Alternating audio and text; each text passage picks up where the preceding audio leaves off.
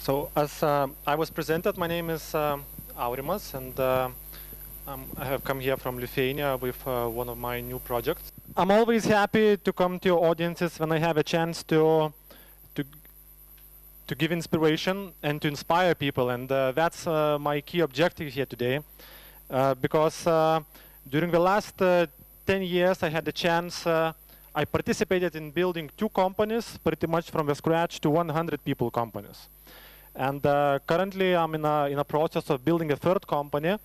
And it was, these were interesting case studies and interesting success stories. In the first case, when I was 20 years old, I joined a company which is called Gumina. It was a small Lithuanian web development company, 10 people company. By the end, by the time I left this company, it was a 100 people organization. And when I was 25 years old, I was running operations of that company in the UK, in Ireland, in Denmark as well. So my first 5 years of my career, I was an employee who was hired by the company, but I built a foundation for the next stage. Because when I was 25, I joined another startup, which was called DetectNet, and it was a big success story, not only in Lithuania, but in Denmark as well, in US as well. DetectNet is an anti-piracy company. I joined this company as a partner when it was a small startup, and in 2010, this company was acquired by MarkMonitor. MarkMonitor is the largest company in the world which is protecting brand names online. This is a San Francisco-based company, and DetectNet was acquired by that company. MarkMonitor itself was acquired by Thomson Reuters in 2012. A huge giant, Thomson Reuters, 60,000 people. And currently I'm in the process of building my, I hope, the 3rd success story. That's called WaraPay. I will be speaking about it in, for a few minutes as well. But in general, what I would like to do today is to share some of the key things that I have done as a manager, as an entrepreneur, and as a member of a team to bring those companies to those successes that those companies had. And first of all, I want to give some visual information of a final product of a 100 people company which was acquired by MarkMonitor and later Thomson Reuters. And some of the things which I want to stress is you will see in some of those pictures that a company which is of 100 people size can work as in a similar way as your startups currently do. And in this case, I want to stress 2 things. One is the management, and the other thing is the culture of the organization, because I believe that those things really lead to those success stories. So the first picture is, this is the first thing that you see once you come into the office of this company. And remember, this is 100 people company, and what you see here is, you see some bikes, you see some posters, you see sofa, and there is one thing that you don't see that all 100 people companies have. What is that? You don't have there is no reception here, right? And remember, this is a 100 people company, and we have never had a reception. And most likely this company never will. So you may ask a question, who does things like opening doors or throwing out garbage? Who does those things? In some cases, actually, yes. Actually, and well, that's another question. Who makes coffee to the guest when he comes to the office? Well, imagine a president of Swedbank comes to my office. Who brings tea to him or who brings coffee to him? And actually, this is the right answer. That's the CEO.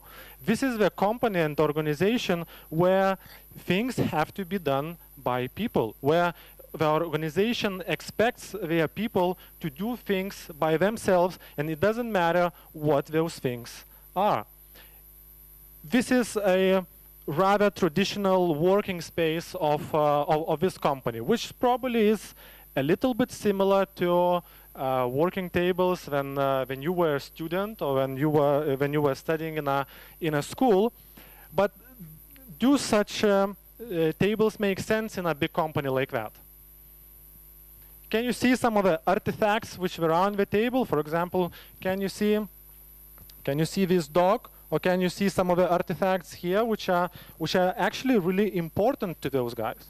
The ideology which I was using building this company is that if a person feels well in his working space, it means that he brings a message to the company that he feels here in his working place better than he feels at home, or at least as well as he feels at home. So basically, my ideology was to create a working space where people feel like at home, because then we are able to innovate, then we are able to give all the energy, and then we are able to give all the inspiration to the company. In this picture, you can see a basketball team of this company, but actually this is not the key thing that I have to stress in this picture. It's a dancing team that I would like to speak a little bit about. We had a basketball team of guys, and we used to play basketball every week, usually in the evenings. And we were the only company in Lithuania, I have never heard about other companies in Lithuania, which had a team made of girls which were dancing when we were playing basketball. And you know, the interesting thing is, I have never asked those girls to come and to dance here. We have never paid them for doing that. It was their own initiative. This is the company culture where people use their own initiative to do things like that, which are rather crazy. Well, imagine those girls bringing audio, dancing at the breaks, or when the opponents used to throw free throws. You know, they used to put on their asses and somehow disturb so that the opponents would not be able to throw in. So this is the organizational culture where those things are possible. Yeah, well, this picture was probably more important 5 years ago when probably we were one of the initial organizations in Lithuania that actually had a room where people can play, where we had a table tennis, table football, etc. But now when you look at those 4 pictures, you can probably say that, well, this is not a company. This is a group of young people who are just drinking and dancing and having fun at work. Would you have such an imagination about this company? Or does it feel like a real working space and that this company can actually achieve anything? I imagine, yeah. So, but what I want to show is these are the results of that company. So it seems that this is a younger organization, 100 people, but people who only have fun at work. But these are the results. Well, this company was awarded Danish Gazelle for 2,400% growth. You imagine how fast that is? And you know, the interesting thing is that this company won a Gazelle Award not in Lithuania. My partners with whom I built this company, they were from Denmark, and we won that Gazelle Award in Denmark. Because our key clients were Hollywood studios, Bollywood studios, major companies of the world which are creating games, which are releasing audio songs, etc. So imagine what it's like to come to Warner Bros. Or to Disney and say, we are the fastest growing company in Lithuania. What would they say to you? They would say, where is Lithuania? And they would have a stone-like face. But when you say we are the fastest growing company in Denmark, that's a different thing. Although in Denmark we had like 5 employees or something like that, in Lithuania we had all the core development processes, product, etc., etc. While we positioned ourselves as a Danish company to those guys in US. Obviously, this company also won an award of the most successful young IT company in Lithuania. I have here a picture with Mrs. President of Lithuania. But obviously, the biggest achievement is when somebody actually acquires you, when somebody actually shows money for the value that you have created. And it was MarkMonitor. MarkMonitor, as I mentioned, the biggest company in the world, which is protecting brand names online. Company based in San Francisco, which is working with 50 of top 100 companies, Fortune 100 list in US. So that is really huge. And and this is number of employees, how they have been growing. So we had 2,400% growth. Obviously, we had to hire some people as well.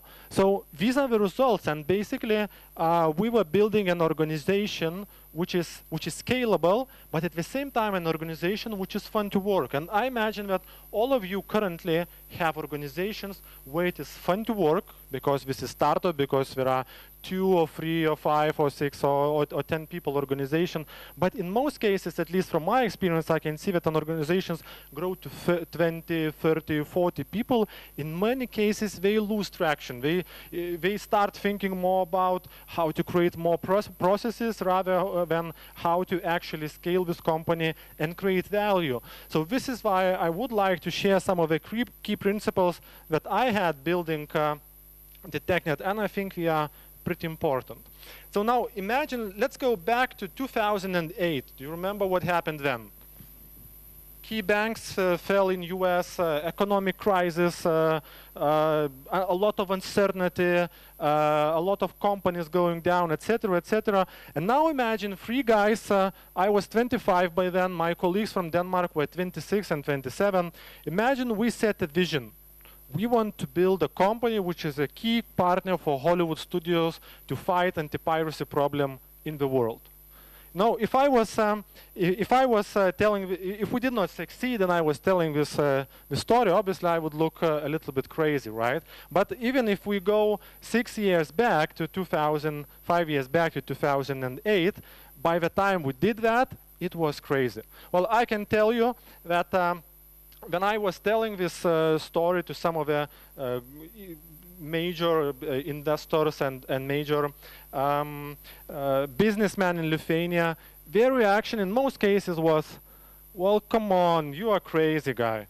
Well, let's try to build a business. Let's try to build a normal business. Let's build a portal to sell cars or to sell real estate. Let's build something that people understand. And here's anti-piracy. How do you fight anti-piracy? How do you fight digital piracy? You know, downloading games, music, movies. Probably most of you do that, right? No, I'm not blaming here. I know the reasons why this is happening. But so how do you fight piracy? Any ideas? What else?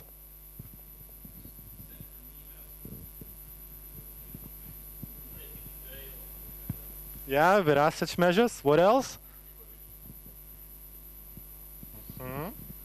Yeah, so there are a couple ideas. I can tell you, 10 years ago, in a country where everyone sues everyone, that is United States of America, of course, the usual way to fight piracy was to catch a poor student, to sue that poor student, to bring him to court, to give him a $1 million fine, which that poor student probably will never pay off. In addition, reaction in media is negative because, well, so why are you trying to sue those poor students? Try to find other ways. Well, obviously, when you sue 10 students and all of them are fined of $1 million, that doesn't look nice. In addition, lawyers cost you a lot as well. So what is the final net financial result that you get once you do that? Court process costs you probably $1 million, there's a fine $1 million, which you will never get back, and there is negative reaction in the media. What's the final net result financially? Negative, completely. So does it solve piracy problem? But what happened if we managed to turn 1% of world pirates into real users who pay money? What would be the net financial result if you turned 1% of worldwide pirates into real customers? Gazillion, right? And what if you managed to turn 3% of worldwide pirates into real users? Well, no, I tell this story. I always say, you know, when I was telling the story in Lithuania, I say, well, you know, in Lithuania we don't imagine how much money there is. And well, we live in a country with 3 million citizens, probably something similar here in Latvia. We don't even imagine how much there is money. You just have to think a little bit about it. How could you really turn at least 1% of users into real pirates? And we managed to reach sorry. And we managed to reach from 5 to 6% of users. We managed to turn them into real customers. And this is how we got to the Hollywood studios, to the Bollywood studios. And this is a trick. So this is how you actually do it. So first of all, you create a scanning system. You put servers all over the world. Obviously, you have to invest a little bit. You must have hundreds of servers in Europe, hundreds of servers in Australia, thousands in US, etc., etc. And you create a scanning machine. One for peer-to-peer networks and the other for the web sites. Basically, every second you are scanning the network and you're capturing data which you as pirates, or everyone as pirates, is sending to the network. You should probably know that by the time you join BitTorrent network or Ares network or eDenki network, whatever, you start sending information to the network about your IP address, from what country you are, what content you're downloading, etc. And now imagine we are collecting that data second by second. In 1 month, we will have tons of data, which I call a pile of gold. Because once you're collecting that data second by second, in 1 month, you suddenly start seeing trends. From where people are downloading what, how they're using that content. If today I downloaded Batman, most likely tomorrow I will download Avatar. In a few days, I will probably download something else. And you can start forecasting. You can suddenly see user needs and what content we are actually looking for. And then you can start making business decisions. I will give you a couple examples. There is a big country called Canada.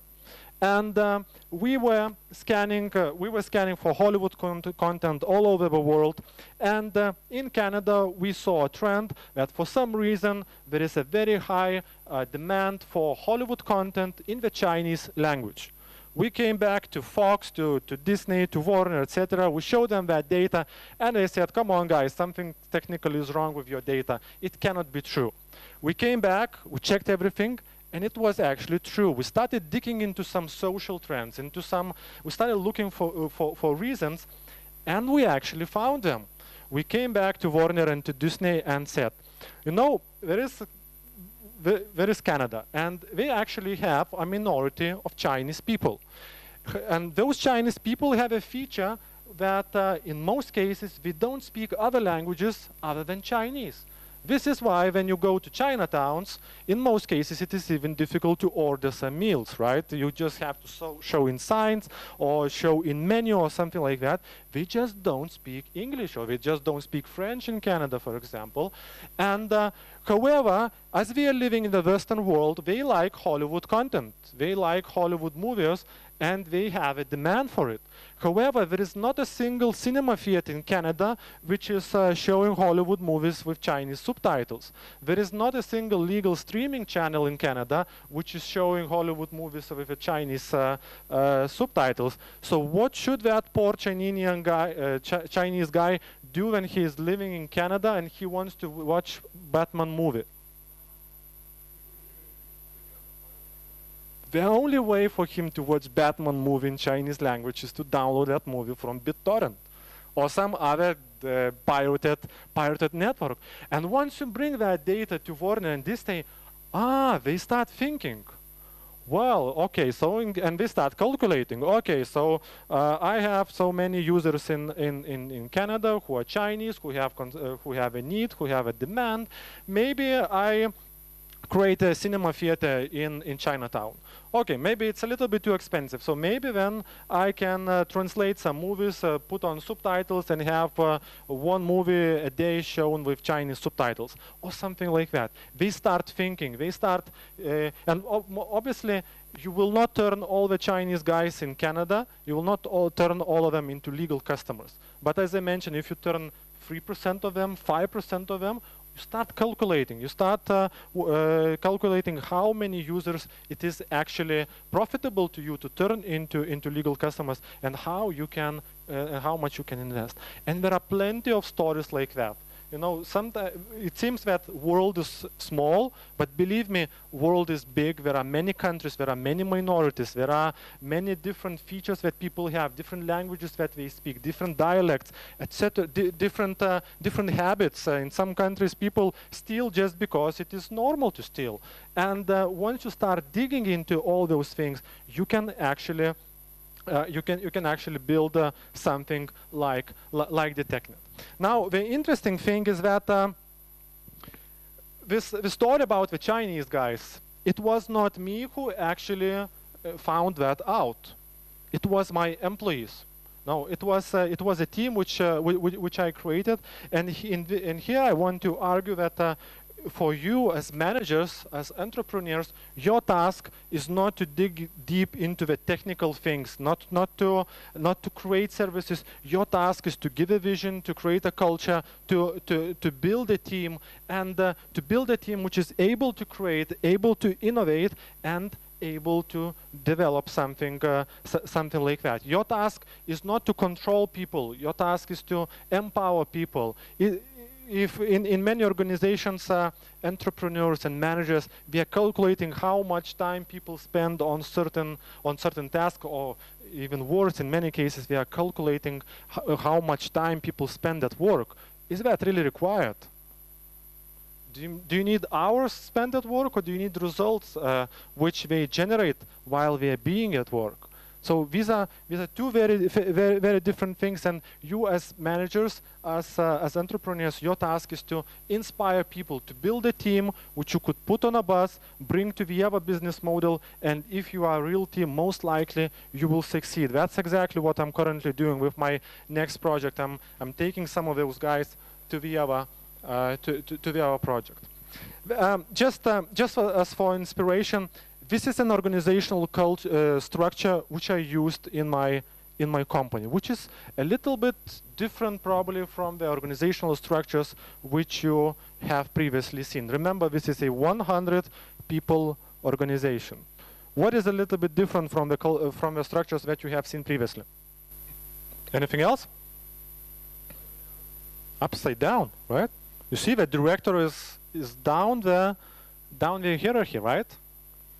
So what does it mean? What's the role of a director? Is the role of a director to bring on his Ferrari or his Porsche car, to leave it at the entrance, and to have the biggest room in the office with windows to the castle, and to command to people? Yeah, you can stop doing business right now. The role of a director, the role of an entrepreneur, of a manager, is to be with your people, to work with them. I can give you an example. Even when it was 100 people company, it didn't matter what level of a person we used to hire. The first 4 hours of a day, the first half of his first day, he used to spend with me. And guess what I was speaking about?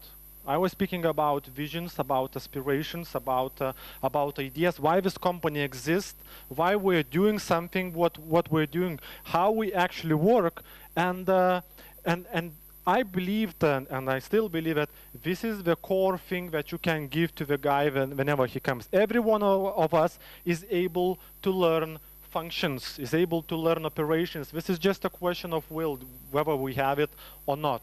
But it's something in ourselves that is called aspiration, something that is called fire. If a person has those things, he's able to do lots more than in many situations. And the director's role. There is a saying which I learned for all my life, and I wanna share it. People don't know what a manager is thinking, but people see what the manager is doing. And remember that it always helps. Well, basically, you have to be somebody. If you have something in your mind and you don't share it, nobody knows about it. But if you have something in your mind and you show with your own example, this is really something that matters. So this is why, basically, when I'm building a company, and this is my third company now, I'm pretty brave to stand in front of the audience and say that basically you are building a company not to make an exit. You're building a company to last. And if you are with that mindset, you will have an exit, you will have those millions, and you will have everything that you need. So develop a culture, and money will follow. They will not have anywhere else to go because you have an inspiration inside of you. And basically, the way to reach it is you turn your employees into happy people. Your employees then turn your customers into happy people. Your customers come back to your company, they pay money, and by doing that, you turn your investors or your shareholders into happy people. So what else is missing? Everyone is happy, right? Ferrari, yeah, Ferraris will be there as well.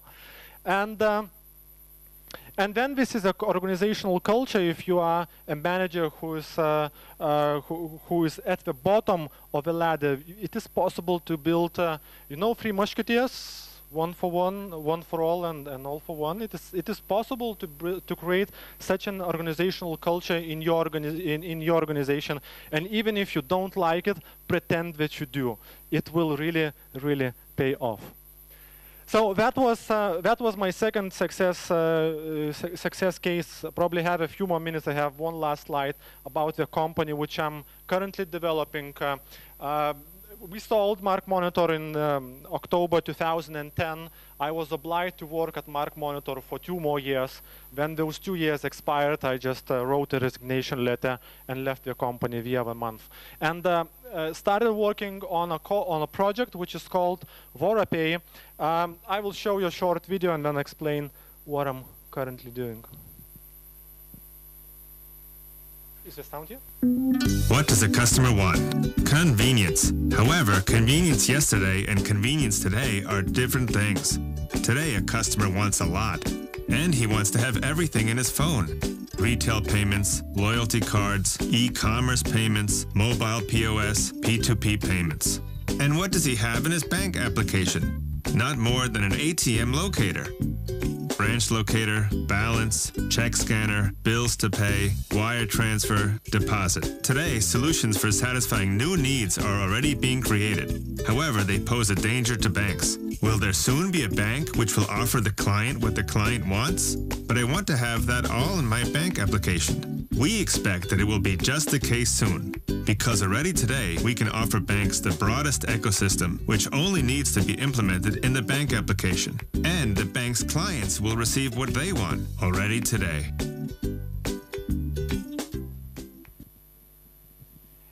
Yeah, so VoraPay, this is a project which I started working on with a few of my partners late last year, and already we're actually just launching the product by the end of this month, and this is the key reason why I'm here in Latvia and moving on to the other countries as well. This is a project which is currently in a watch list of one of the major VC funds, Intel Capital, and it is interesting sometimes to see that it is almost them trying to persuade that we choose them for the second round and not vice versa.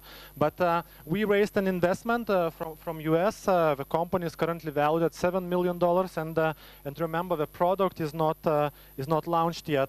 And here I want to tell a story about we were looking for about 1 million euro.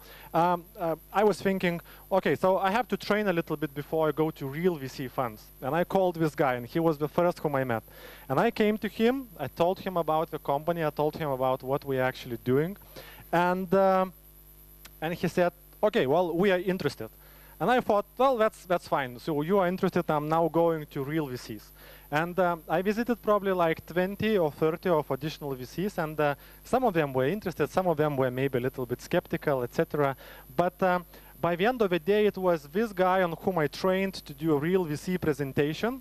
He was the first who said, well, I have money on the table, I want to invest in your company, and really want a lot to invest into your company. So that's just a lesson that every guy matters, and every guy can really make a difference. What VoraPay is, we're developing a technology which integrates a POS software You know, at the cashier, when there's a computerized POS software in many restaurants or shops or retail shops, there is such. So basically, we're integrating point of sales software to a mobile phone and to a bank account. There are currently, well, in the world, payment industry is changing, and there are lots of players who are competing and who are trying to bring banks down, who are trying to innovate faster and to bring banks down. We have chosen a strategy to help banks fight companies like PayPal, like all the other innovators. We come to the banks and say, we are a startup like all the other ones. We are building something that some of those guys are also building, but we are building it for you. We are trying to build a system which can expand current banks' services. And just an example which I can give. Imagine you are sitting in a restaurant and you order something and you want a bill. What happens in a traditional scenario is that you invite a waiter, right? Sometimes it takes 3 minutes, sometimes it takes 5 minutes, sometimes 7 for the waiter to come to you. And she asks you, what would you like? You say, I want a bill.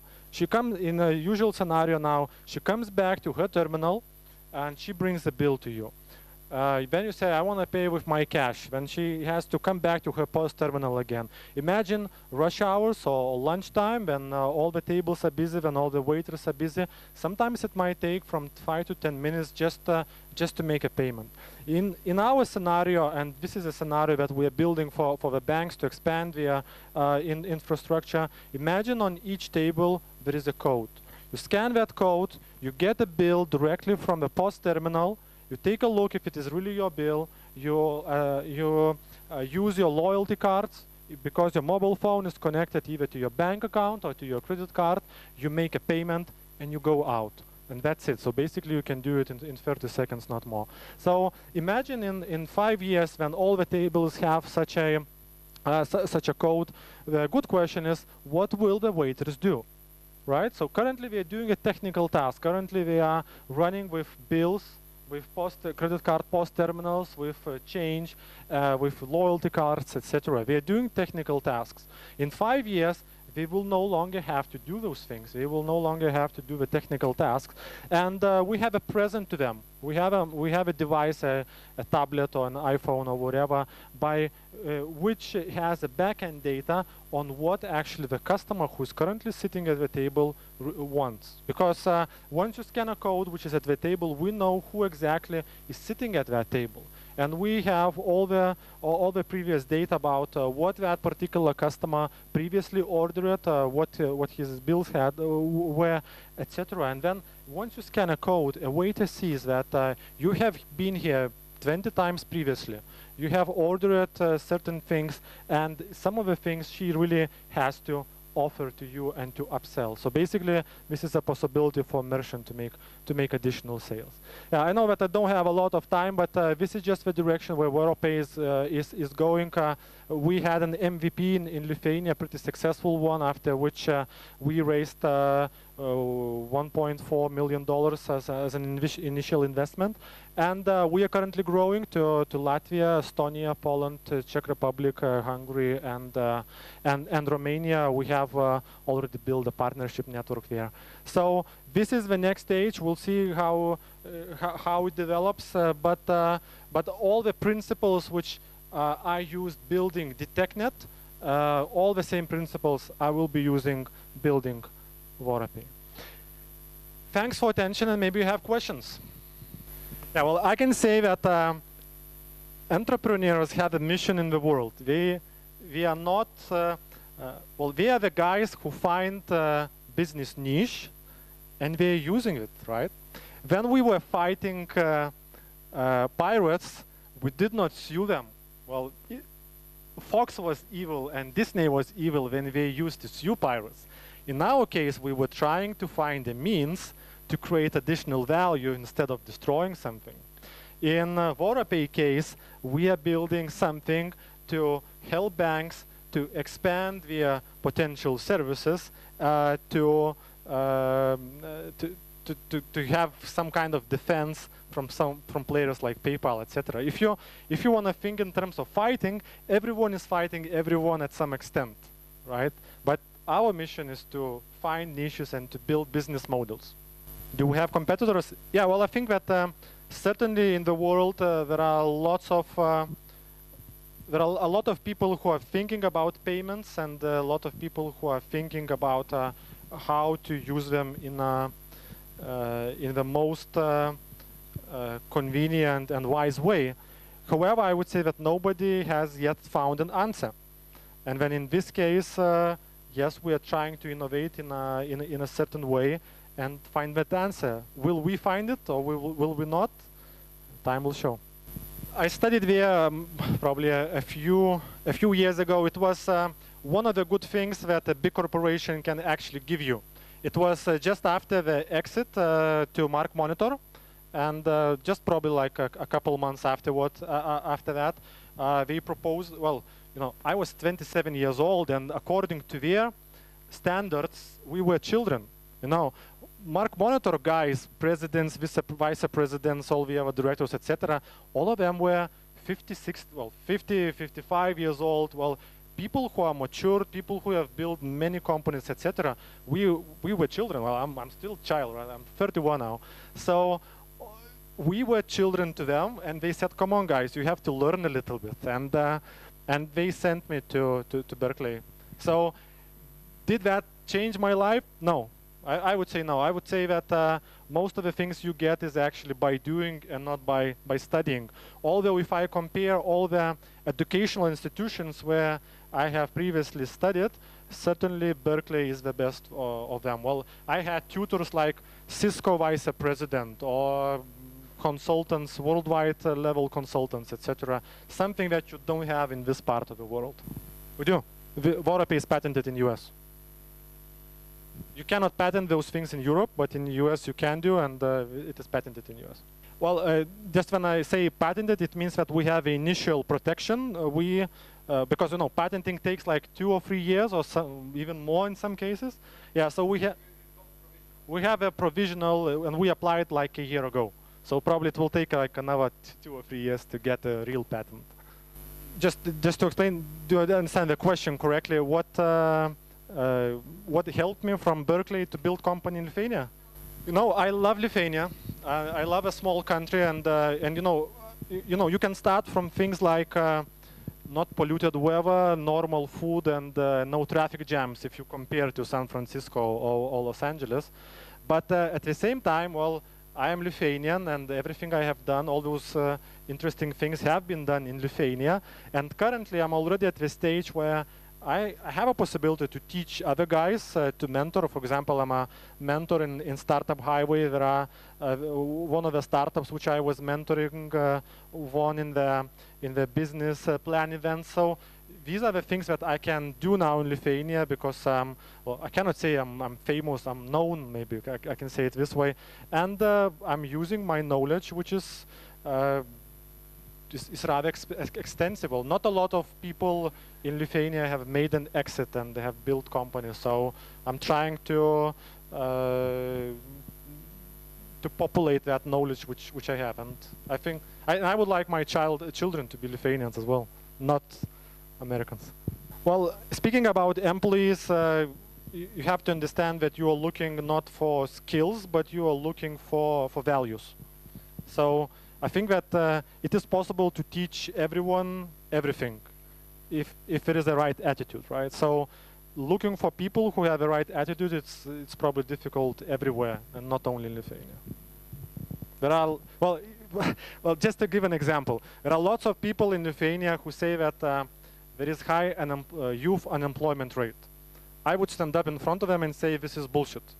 There are a lot of young people which you can categorize into people who want to do something and to people who are only complaining about something.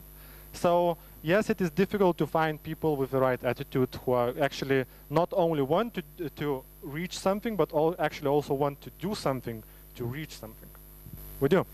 We used ABC player system, and every year we used to lay off from 10 to 15% of our employees. So basically, you give very clear rules. Well, everyone has to go up, and in most cases, companies fall or people are being set apart because we are not growing at the same pace.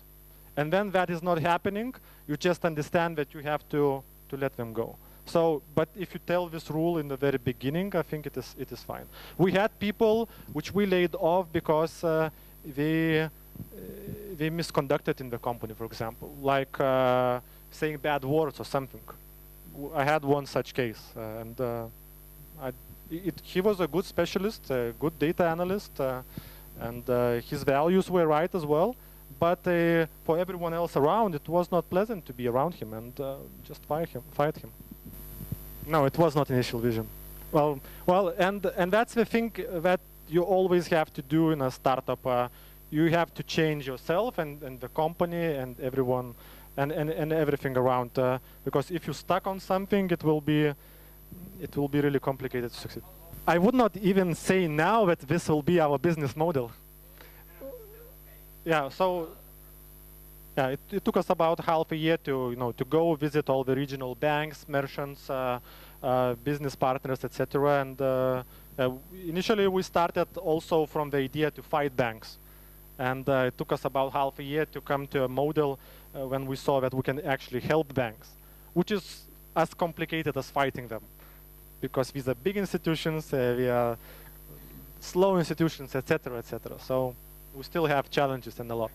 Yeah, absolutely, absolutely. And yeah, we have not seen many companies in the world which are trying to do something like that. So time will show. The initial vision was to fight banks, to get their pens down, to bring bring transaction costs down, etc., etc. So that's what we started from. To become another bank. Idea is well. You have to categorize people into thinkers and doers, and you have to combine a team of both of these types.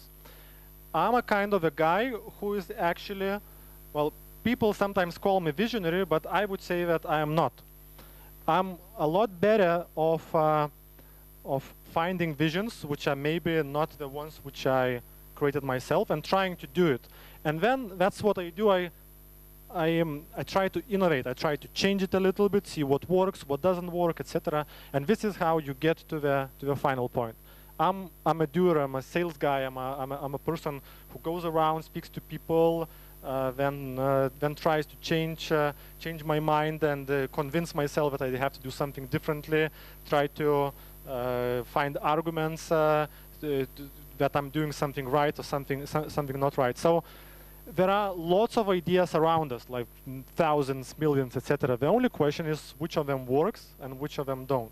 And I would say that, well, I believe that in many cases, visionary people, very, very visionary people, they just have an idea and they are not able to execute. And I would say that a type of my type is to be able to take something and to execute and to find the right way to execute it. And but I would not be able to. I don't know what will happen in 20 years. Thank you very much.